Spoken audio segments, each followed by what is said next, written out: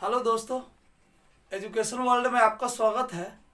और मैं लेकर आया हूँ वृत्तों से संबंधित क्षेत्रफल मैथ क्लास 10th का मैथ थ्योरी है। वृत्तों से संबंधित क्षेत्रफल चैप्टर का नाम है। ठीक है, तो चलिए आइए देखते हैं ये क्या है। कह रहा है वृत्त है। सबसे पहले क्या है? वृत्त है। वृत्तों से संबंधित क्षेत्रफल एरिया रिलेटेड टू सर्कल्स, यानी कह रहा है वृत्त क्या होता है। आइए इसके बारे में जानते हैं।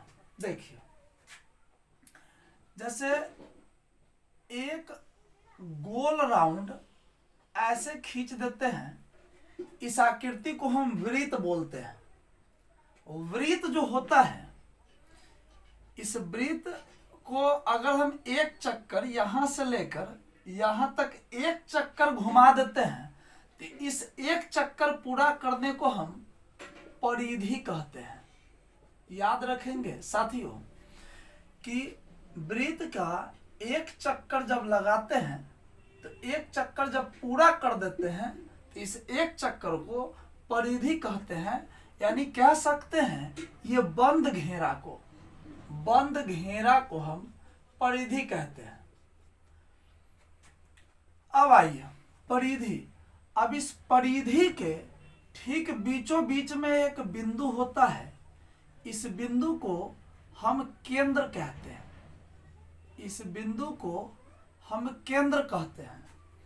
और इस केंद्र से होकर इस प्रकार से वृत्त के परिधि के एक छोर से दूसरे छोर तक अगर व्यास से केंद्र से होकर चला जाए, इसको केंद्र बोलते हैं। केंद्र से होकर चला जाए तो इसको हम व्यास कहते हैं। डी से सूचित करते हैं इसे हम। अगर ये केंद्र से होकर ना जाए, इस प्रकार जाए, तो इसको हम जीवा बोलते हैं। जितने भी इस प्रकार के एक छोर से दूसरे छोर तक रेखाएं ऐसे ऐसे खींच देंगे, तो जो केंद्रक से होकर के गुजरे उसको व्यास कहते हैं। और केंद्र से होकर ना गुजरे वो सभी क्या है? जीवा है। ये भी जीवा है, ये जीवा है, ये जीवा है, ये जीवा है, ये जीवा है।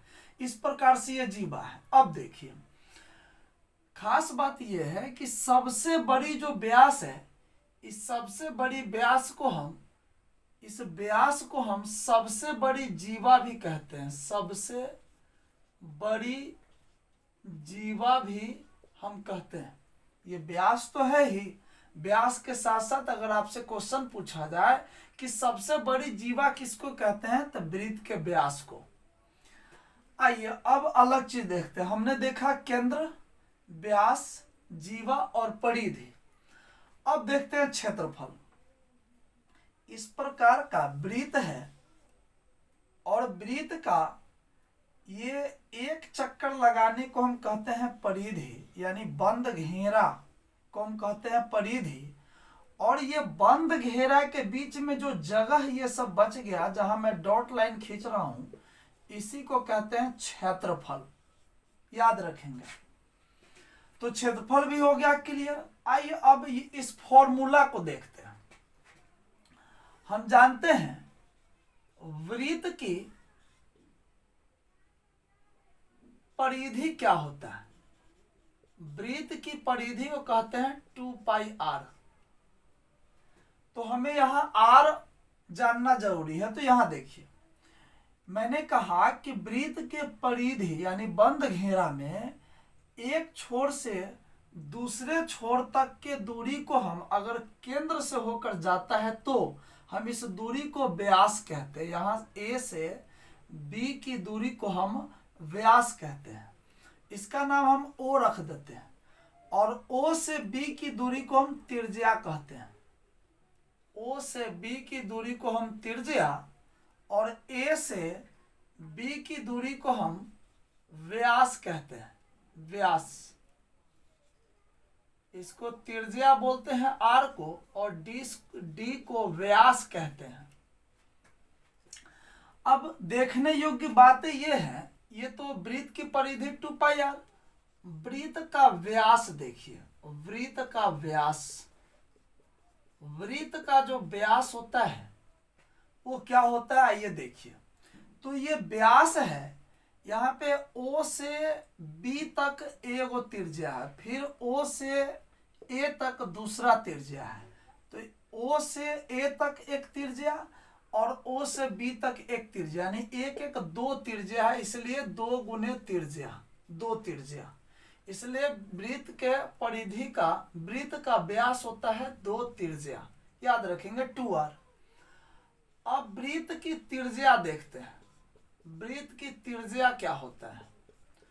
तो वृत्त की त्रिज्या देखिए, वृत्त की त्रिज्या जो है वो A से B तक की दूरी को हम व्यास कहते हैं और O से B तक की दूरी को त्रिज्या, यानी हम जानते हैं कि इस व्यास का आधा हो गया त्रिज्या, व्यास पूरा है, इसका आधा हो गया त्रिज्या, यानी व्यास का यानी आधा बटे 2 को हम आधा कहते हैं।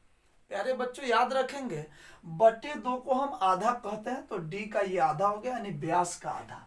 तो इसका फॉर्मूला वृत्त की त्रिज्या बराबर व्यास बटा आधा।